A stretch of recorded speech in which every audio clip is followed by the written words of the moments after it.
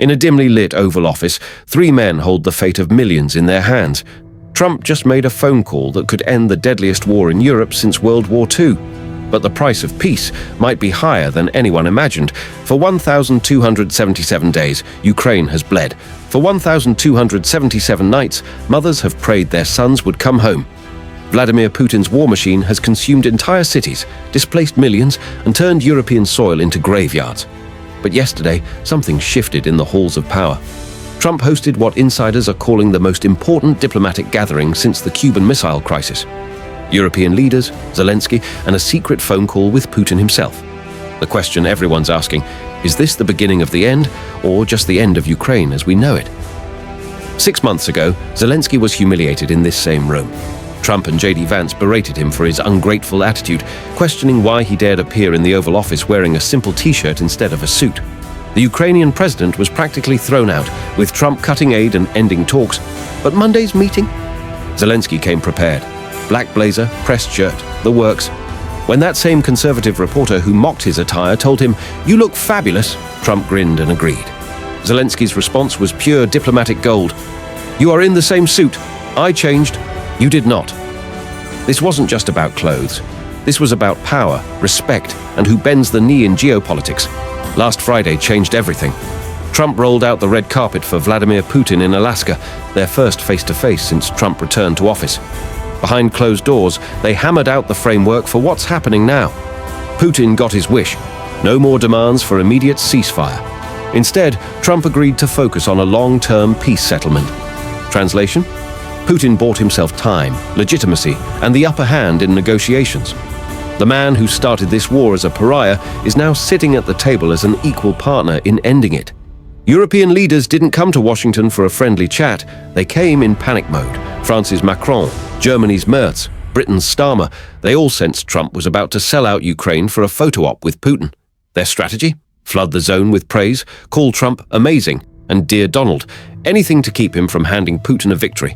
NATO's Mark Rutte practically groveled, calling Trump's approach amazing on Fox News. The desperation was palpable.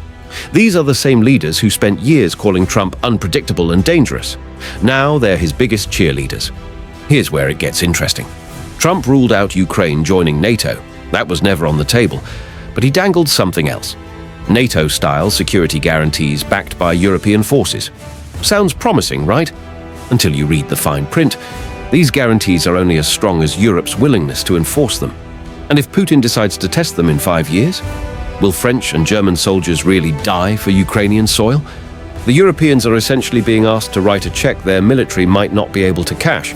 Nobody's saying it out loud, but everyone knows what's coming. Crimea's gone.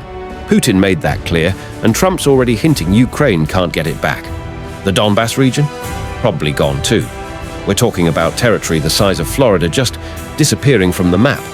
Zelensky knows this. When asked about territory Monday, his response was telling, "That is a matter that we will leave between me and Putin." Translation: he's already preparing to make the ultimate sacrifice to save what's left of his country. Notice who stayed silent during Monday's meeting. J.D. Vance. The vice president who 6 months ago was lecturing Zelensky about gratitude didn't say a single word. Why?